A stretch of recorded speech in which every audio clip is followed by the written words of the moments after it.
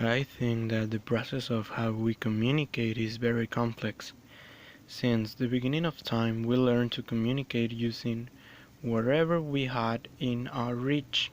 Maybe the first humans communicate with a simple guttural noise, and they were actually trying to tell each other that a dinosaur was trying to attack them. Now, communication has evolved into something that we can imagine. The languages are something out of this world, like, for example, the Spanish. There's Mexican Spanish, Colombian Spanish, uh, and each of one of them has their own signature, and it's totally different one from another. We can define communication as the act of express something or tell a message. Like, for example, I love you express a big emotion, and it tells a message to another person that can respond I love you too or I don't love you, and each one of them has another message. And written communication is probably the most important type of communication of them all, because it's the only one that lives forever. We can take the Bible as an example. The Bible is a book that has been rewritten, but in the beginning it was written a long time ago, and it's still one of the most relevant books in our time. That's the power of written communication.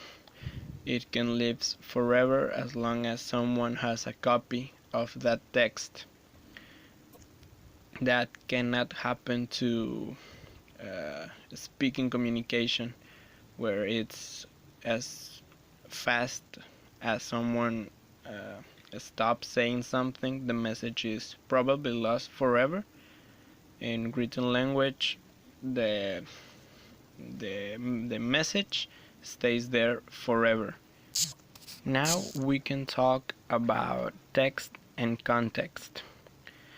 Text and context are essentials to the human communication.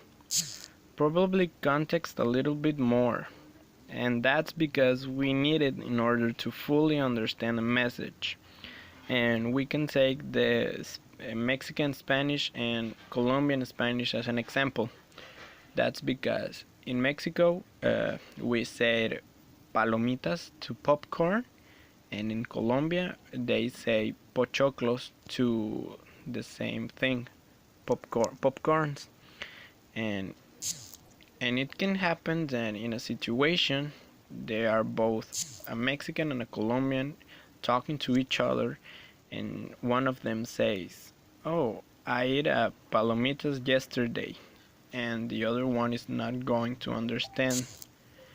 And with a little bit of context, they can say, "Oh, palomitas means pochoclos in your language." And with that context, they can fully understand each other and keep talking as long as they want. And that could happen to any kind of language, like British and American. Uh, and written communication can help to the communication in all the world, because it can give context to anyone. Like, they can make a dictionary with all the synonyms of popcorns, and now everyone can understand what palomitas or pochoclo means. And that's just a little example of how written language helps to communicate or the